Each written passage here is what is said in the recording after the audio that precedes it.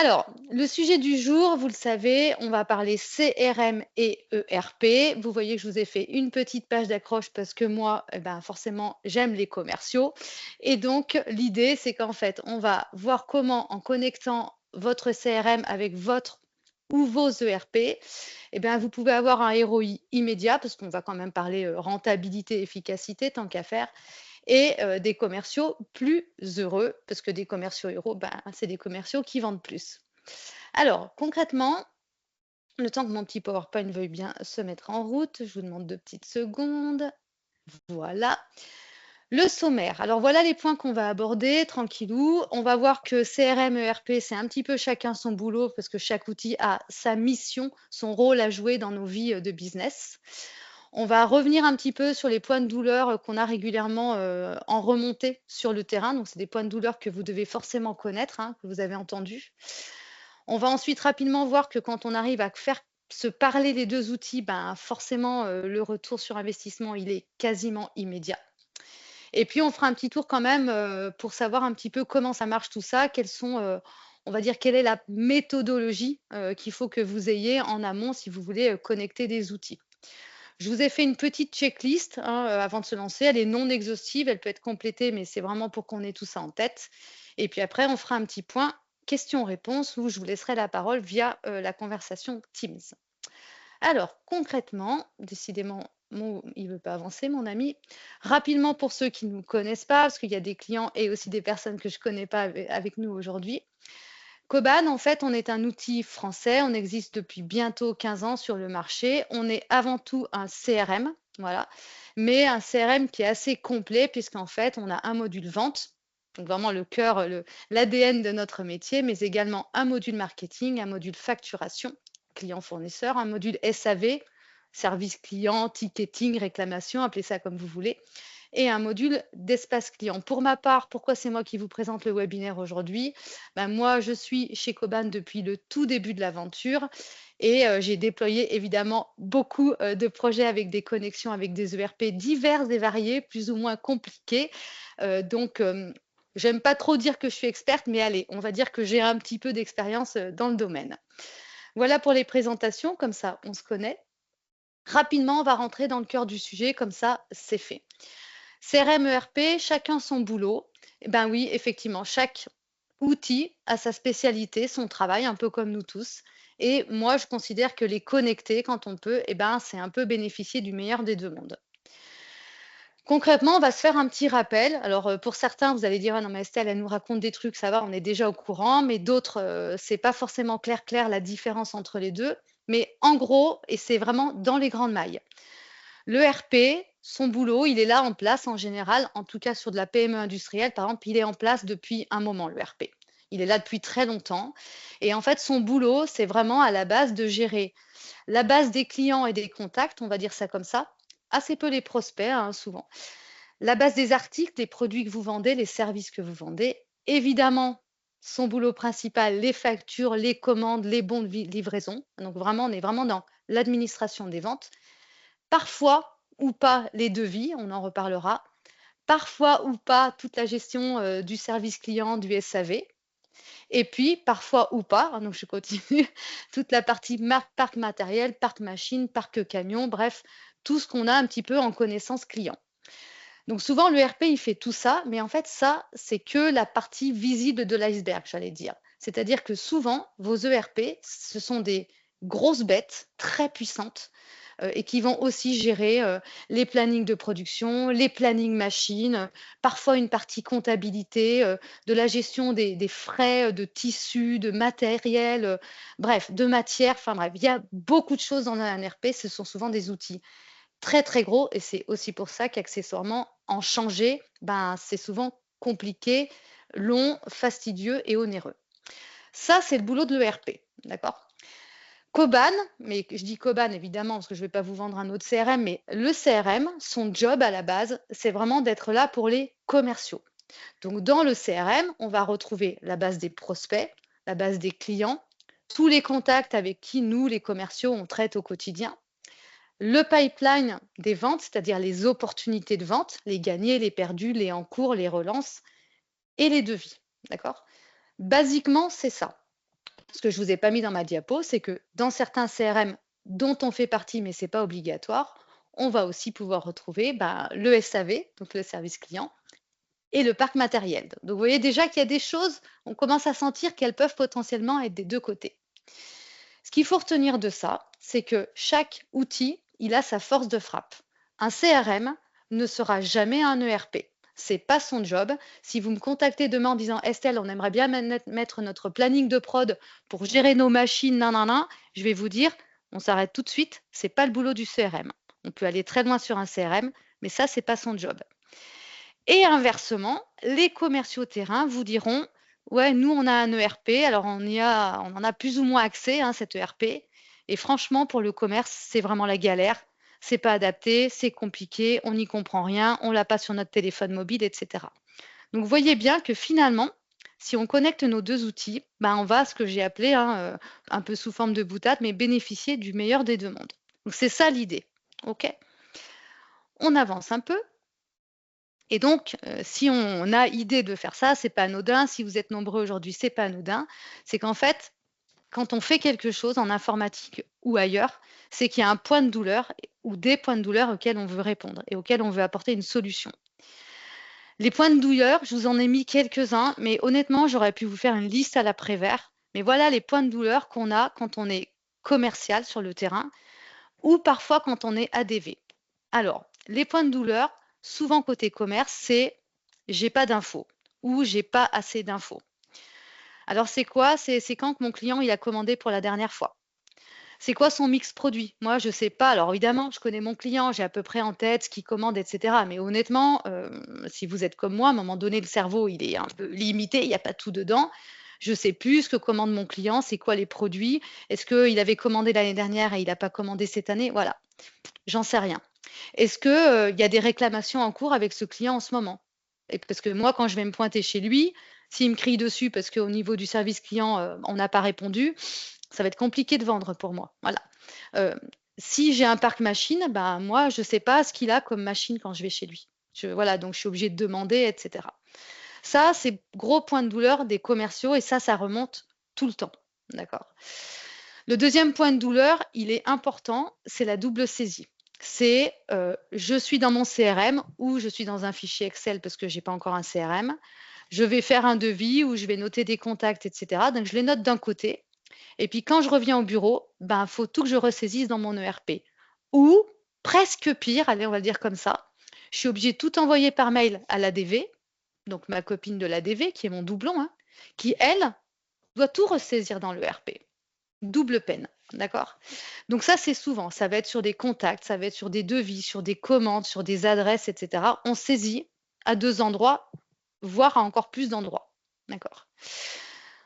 Forcément lié à la double saisie, ce qu'on entend souvent, c'est des erreurs, les oublis. Ah, on a oublié de relancer. Ah, je me suis plantée, j'ai oublié d'envoyer le machin, l'information à Jessica, et Jessica, elle n'a pas mis à jour, du coup, elle n'a pas le bon contact, etc.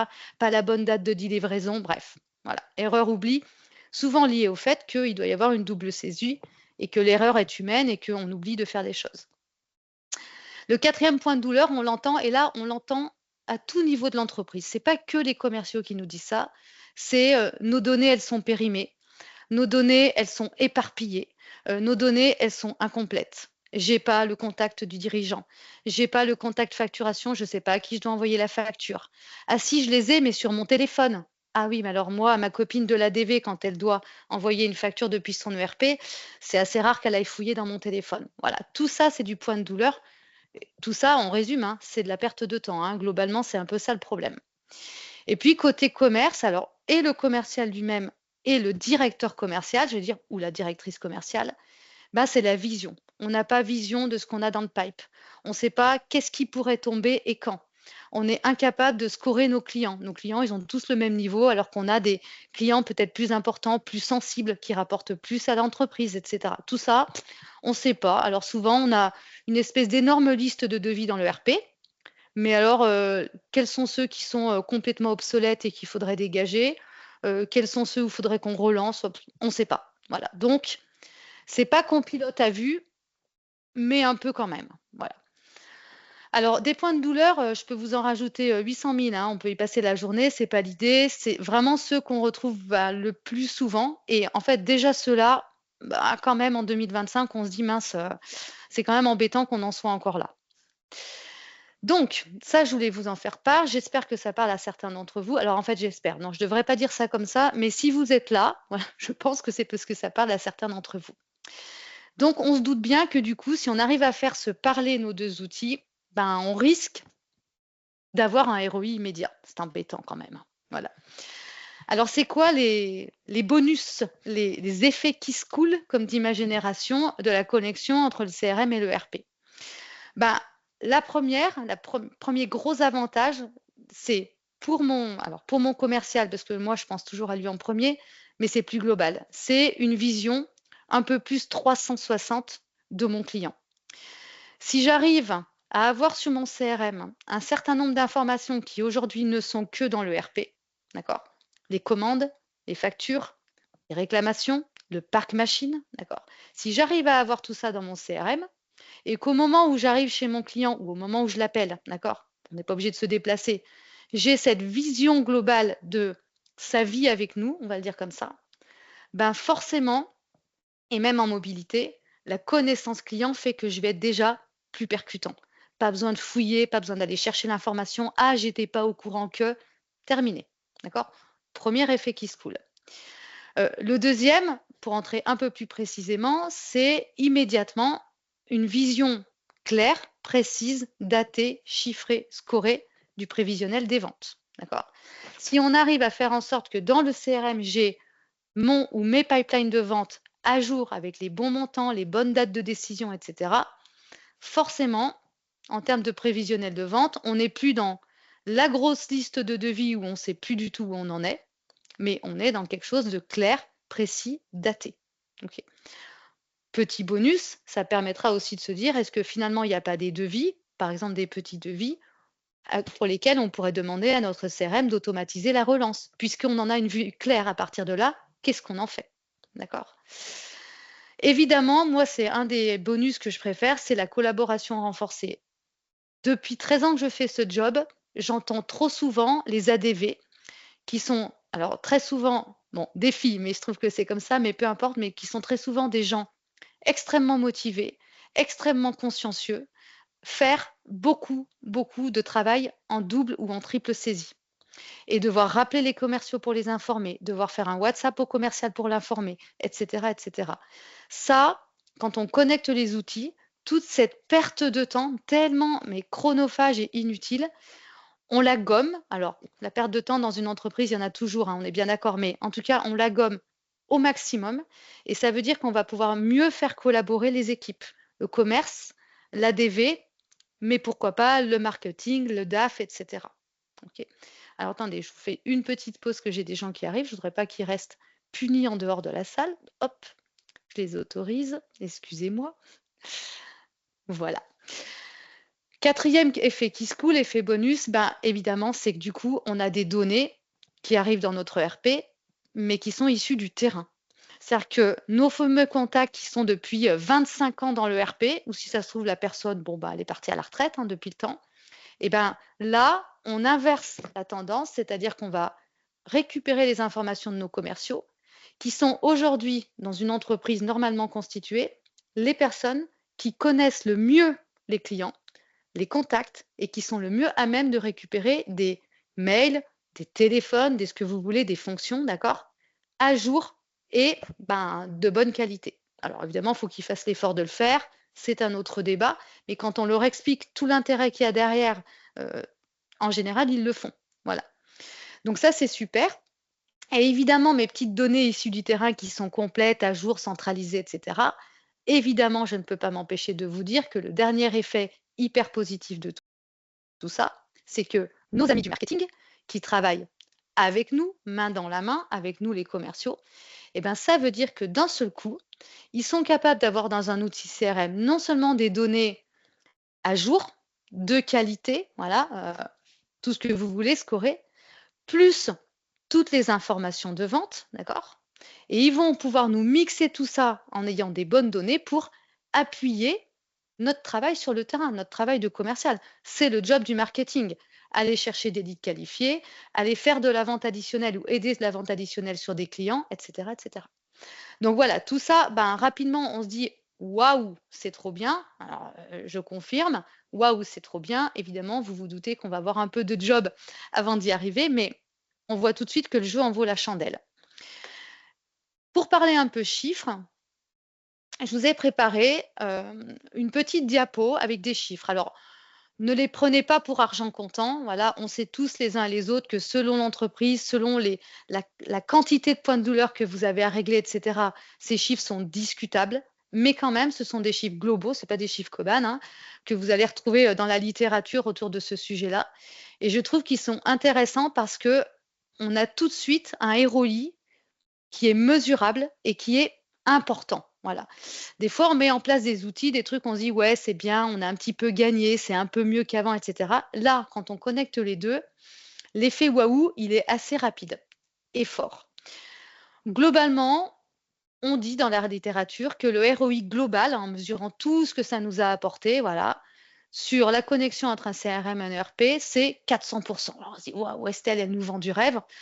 Alors les 400%, à vous de voir comment vous les mesurez, on en parlera en fin de webinaire, mais globalement quand même, de ce qu'on a senti et sans être informaticien ou bac+50 en informatique ou en commerce d'ailleurs, on voit bien que le gain immédiat, il est vraiment dans mon petit indicateur du milieu, c'est tout de suite le temps gagné.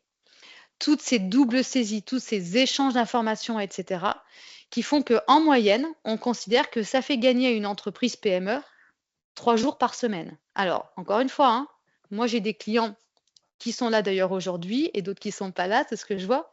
On est à plus que 3 jours par semaine de gagner globalement sur les équipes commerce et ADV, d'accord? Voire marketing qui doit les fouiller pour trouver des informations dans tous les sens. Donc encore une fois, c'est un indicateur qui vaut ce qu'il vaut, mais si vous arrivez à mesurer à la fin de votre projet le temps que vous avez tous gagné, très rapidement, vous verrez qu'on peut aller à beaucoup plus que 3 jours par semaine. Dac. La productivité, ben, ça va avec, hein, c'est du gain de temps, c'est une meilleure fluidité, et cetera. Donc forcément, elle augmente. La hausse des ventes, je vais quand même pas vous apprendre que normalement, quand on a un CRM, qu'on structure notre activité commerciale et qu'en plus on rajoute de la connaissance client 360 degrés en temps réel, si le commercial n'est pas trop nul, il devrait y avoir une hausse des ventes, bien évidemment. La fidélisation client, c'est quelque chose souvent qu'on n'arrive pas à mesurer ou qu'on ne pense pas à mesurer, mais il faut vous dire que en ayant toutes ces informations, si derrière vous vous appuyez sur plus de visites des commerciaux, des visites ciblées, des efforts marketing ciblés, forcément en termes de suivi, fidélisation, notoriété de votre entreprise, vous allez augmenter la fidélisation client. On va dire que c'est un effet induit, mais qui n'est pas négligeable, parce qu'un client qui reste, ben, c'est un client qui nous aide à atteindre nos objectifs commerciaux. Et donc tout ça, évidemment, ça fait logiquement de la croissance, mais vous voyez qu'il y a plein de petits indicateurs comme ça, finalement, qui augmentent et qui font que globalement, on a forcément un ROI et un ROI immédiat. C'est ça qui est intéressant, parce qu'il y a des projets où le ROI va être à 5 ans, on va se dire dans 5 ans, quand ça sera en place, ça sera super. Là, par exemple, le gain de temps, c'est tout de suite dès les premières semaines, quoi. Voilà. Donc c'est ça que je trouvais intéressant à vous montrer. Alors une fois qu'on a dit ça, on se dit: «Waouh, mais c'est tellement génial», et donc si je comprends bien, on va donc appuyer sur un bouton et les 2 outils vont communiquer et ça sera génial. Alors ça, peut-être que ce sera un jour le cas dans 40 ans, on se reparlera, mais non, ça reste de l'informatique, et donc en fait, avant de connecter vos outils, ben, il va falloir qu'on fasse un petit peu du cerveau ensemble. Il va falloir à réfléchir à ce qu'on doit faire pour que ça marche. Dac. Je le dis toujours, c'est un projet. C'est-à-dire que c'est pas un truc qu'on va faire sur un bout de table en une semaine. Vous oubliez tout de suite, hein, c'est pas la peine. C'est vraiment un projet qu'il faut réfléchir, souvent à plusieurs, avec plusieurs services, et nous évidemment en appui, voilà, en conseil, etc. Mais voilà, c'est vraiment un projet. Pour connecter vos outils, donc là, on rentre vraiment un petit peu plus dans le concret. Ce n'est pas un webinaire technique, hein, mais on est vraiment sur, on va dire, du déploiement projet. Mais voilà, la première chose que vous devez faire, c'est assez logique, c'est vous devez définir ce qu'on appelle les objets qui vont se connecter, ceux qui sont concernés. Alors objet, quand on n'a jamais fait de projet informatique, ça veut tout dire et rien dire. Un objet, par exemple, c'est la fiche d'un client, c'est la fiche d'un contact, c'est une commande, c'est une facture, c'est un ticket du service client. Tout ça, ce sont des objets. En général, mais encore une fois, il peut y avoir plein de spécificités. En général, les objets qui sont concernés par votre projet, qui doivent donc se balader entre guillemets entre les deux outils et communiquer, c'est de fait les clients avec leurs contacts, peut-être les prospects, hein, voilà, ça c'est un point d'interrogation. Évidemment, vos produits, vos services, hein, tout votre catalogue d'articles, ce que vous vendez. Évidemment, les devis, les commandes, les bons de livraison, les factures. Si je veux que mon commercial sache ce que le client a commandé, ben, il va bien falloir que cet objet arrive à un moment donné dans le CRM, alors qu'à la base, il est dans le RP. Les paiements, éventuellement, ce n'est pas inintéressant de savoir quand un client est en impayé, et ça, souvent, le commercial ne le sait pas. Et puis, en cerise sur le gâteau, les tickets de service client, le SAV, les réclamations. Tout ça, c'est les mêmes mots pour la même chose, hein. Et puis, éventuellement, un parc machine, un parc matériel, pour savoir un petit peu un parc équipement, savoir ce qui est déjà en place chez notre client. Tout ça, c'est les objets. C'est vous qui allez définir ce que vous avez envie de faire dans votre projet. On n'est pas obligé de tout mettre. On peut aussi mettre en plusieurs étapes, hein. Sont là aujourd'hui d'ailleurs, mais on a des clients aujourd'hui sur lesquels on a dit hier, ben, on va d'abord faire les clients, les produits, les commandes, les factures, les paiements. Le SAV, c'est super intéressant, mais on le fera au printemps. On va déjà faire ce premier lot, puis après on ira un petit peu plus loin. Toujours se garder ça en tête. Deuxième chose que vous allez devoir faire dans la même analyse, c'est que pour chaque objet, d'accord, il va falloir que vous décidiez les champs qui sont concernés. Je vais vous donner un exemple tout bête parce que c'est facile à comprendre. Dans votre ERP, un client, il a un champ, sa fiche client, qui s'appelle le SIRET. Je ne ferai pas la honte de vous expliquer ce que c'est que ce SIRET. C'est évidemment une donnée qui est fondamentale pour les ADV, pour la facturation et encore plus demain dans le cadre de la facturation électronique. Ce champ-là, on décide ou pas, d'accord, sur cet objet qui est le client, de le descendre dans le CRM et de l'afficher dans le CRM. Ou alors on va dire, ben non, nous le champ SIRET dans notre CRM, on n'en a rien à cirer, ça ne nous intéresse pas du tout. Donc il est dans le RP, mais il ne fera pas partie du flux qu'on va faire entre les outils. On n'a pas besoin d'aller le chercher pour le redescendre dans le CRM. Donc vous voyez que pour chaque objet, on va lister qu'est-ce qui compose finalement cet objet, un compte, un contact, une facture, et on va décider ce qui transite entre les deux outils. Donc c'est un petit peu un travail de fourmi, mais il faut le faire pour être clair sur ce que vous voulez. Ça, c'est votre première étape. Une fois que vous avez fait ça, souvent on se fait un petit schéma qui peut ressembler à ça ou à autre chose, peu importe. Mais en gros, on va se dire, OK, on a notre ERP là-haut, on a notre CRM avec la partie mobilité en bas, au hasard par exemple le Koban, hein, bien sûr. Et puis de la gauche vers la droite, on va dire, ben voilà, nous, la base de données, les clients, le prospect, on décide que ça va communiquer dans les deux sens entre les deux outils et on va définir les champs qui circulent entre les deux. Sur tout ce qui est produit ou article, commande, bon de livraison, facture, le CRM, ce n'est pas lui qui fait, hein, ce n'est pas lui qui agit, tout est dans le RP et on décide que dans un sens seulement, on va aller chercher les informations dans le RP et les descendre dans le CRM. Pareil pour les paiements, pareil éventuellement complètement à droite pour le parc machine ou le parc matériel.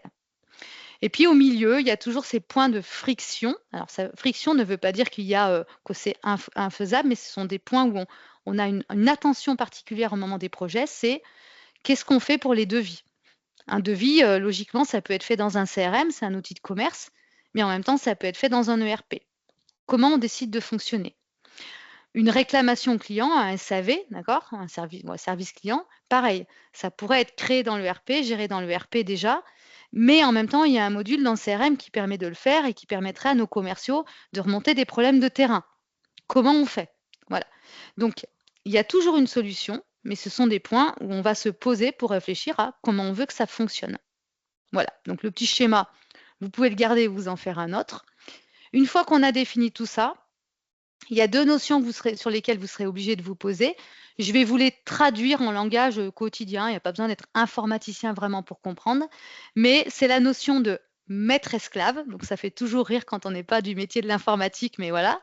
Et puis, la notion de clé. Alors là, ça y est, on a l'impression de rentrer dans la technique. Oui et non. La notion de maître-esclave, c'est que quand vous avez deux outils qui communiquent, d'accord, sur la même information, eh bien, il va falloir décider lequel des deux outils est le chef. Typiquement, je vous reprends l'exemple du SIRET tout à l'heure.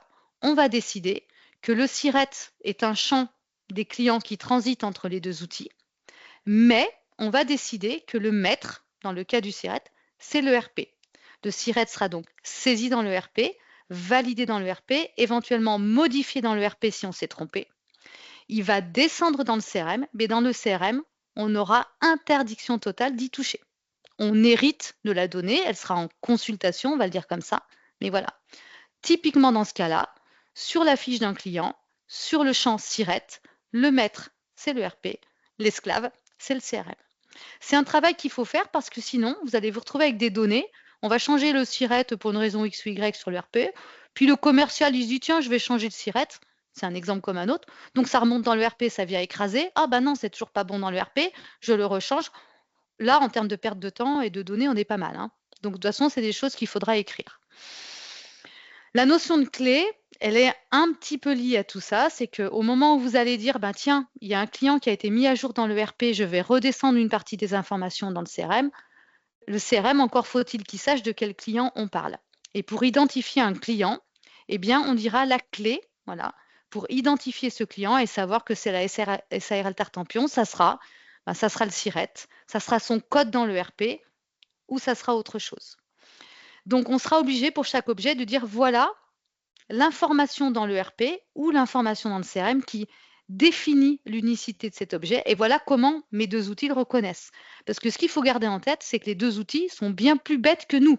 D'accord? Donc nous, on sait, mais eux, ils ont besoin de données informatiques pour comprendre. Donc voilà, ça, c'est des choses importantes. Et on les anticipe encore plus quand vous avez plusieurs ERP qui ne se parlent pas entre eux, avec chacun leur fonctionnement, que vous voulez intégrer dans un CRM. Alors là, autant vous dire que pour identifier qu'un client SAS Tartampion, n'est-ce pas, est présente dans vos 4 ERP et doit arriver dans Coban de façon unique, vous avez intérêt à bien définir vos clés. Voilà. Donc ça, souvent, c'est une partie où on peut potentiellement se prendre un petit peu la tête et bien réfléchir avant, mais ça se fait sans aucun problème, encore faut-il l'anticiper. Voilà pour cette partie-là. Donc là, on a défini un peu comment on voulait que ça fonctionne, on sait les flux, dans quel sens on va aller, qui sont les champs qui sont maîtres, etc. On commence à y voir un petit peu plus clair, on a écrit tout ça. Et puis, encore faut-il que tout ce petit monde communique, parce que nous, une fois qu'on a décidé de comment ça devait fonctionner, il ne se passe toujours rien. Alors, je vous ai fait volontairement le API hors not API, parce que souvent, nous, quand on nous contacte en disant, voilà, j'ai tel ERP, je voudrais le connecter à Coban, comment ça marche? Est-ce qu'on peut le faire via l'API? Alors ça, c'est un mot qui n'existait pas il y a quelques années. Alors, je vais essayer pareil de vulgariser. Il y en a certains qui vont trouver ça tellement évident, mais voilà. Quand on connecte deux outils, en réalité, on va dire comme ça, de façon simple, on a deux grandes façons de les faire se connecter. La première façon, c'est la plus géniale, c'est la plus simple, c'est la plus rapide, c'est la plus temps réel. C'est quand les deux outils disposent de ce qu'on appelle une API. En résumé, chacun d'eux est ouvert. Voilà, chacun d'eux est expliqué, chacun d'eux est exposé, voilà. Et on va pouvoir faire se connecter finalement ces deux portes d'entrée et de sortie de façon facile. Alors, en informatique, j'aime pas trop le mot facile parce qu'on dirait que c'est comme ça, mais en tout cas, c'est plus simple. Et le gros avantage de ces deux portes ouvertes des deux côtés, via deux API, d'accord, c'est que ça peut communiquer en temps réel. Et ça, c'est vraiment le top. C'est ce qu'il y a de mieux parce que ça veut dire que j'ai un client qui passe commande qui est facturé, par exemple, ça descend directement dans mon CRM, j'ai l'information. Je crée un nouveau contact, je mets à jour le mail du PDG de la société Tartampion. Si j'ai décidé que ça remontait dans le RP, ça remonte directement dans le RP. C'est vraiment du temps réel, parfois du temps quasi réel, mais voilà, ça c'est le gros avantage. Bon. Parfois, c'est pas possible. Voilà. Parfois, on va connecter un ERP et puis votre ERP va vous dire, non, nous, on n'a pas d'API. Donc là, on a l'impression que le monde s'arrête, mais non, en fait, le monde ne s'arrête pas.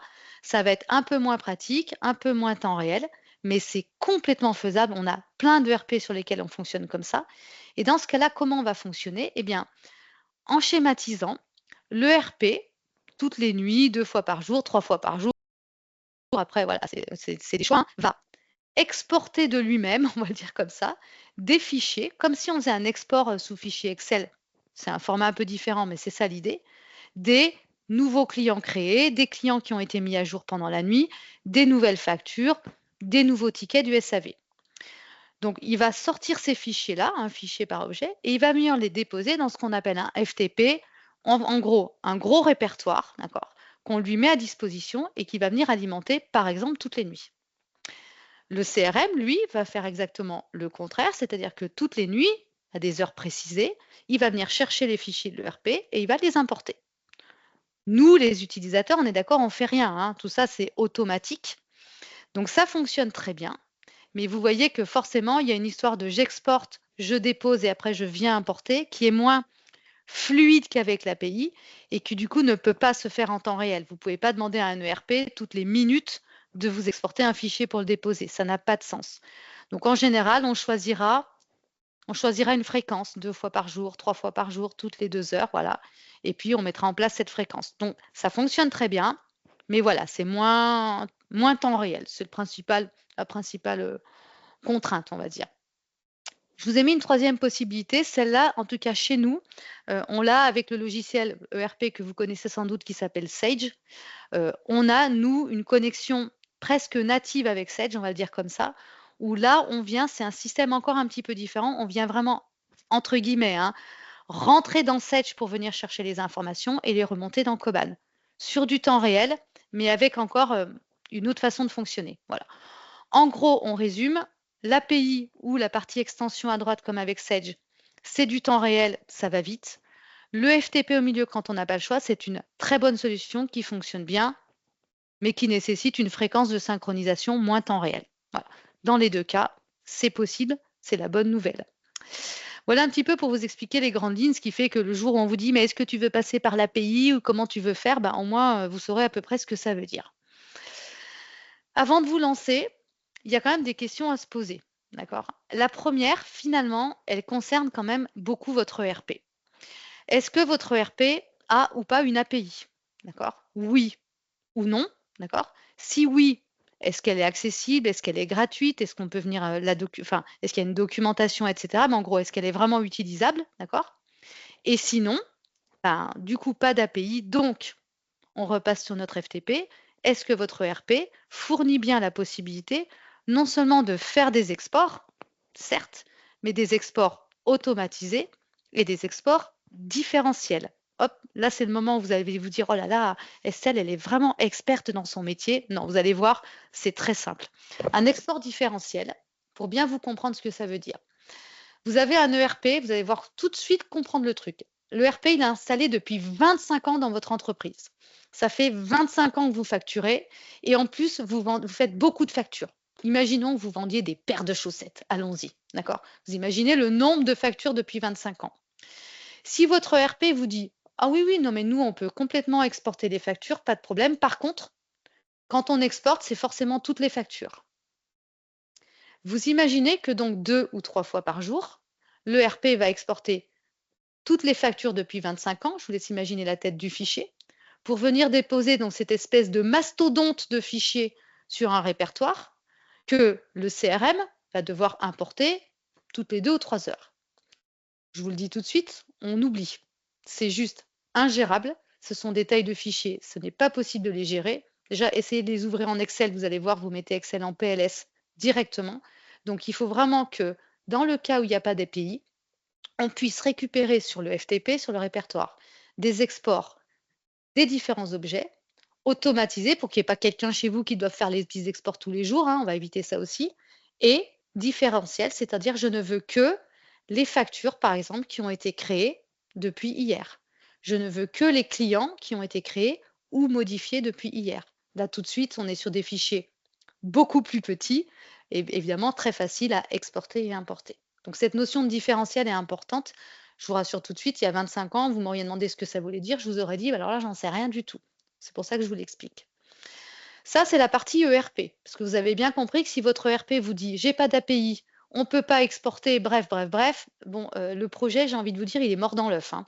On n'y pourra pas grand-chose, même avec beaucoup d'argent. En interne, vous devez aussi vous poser des questions.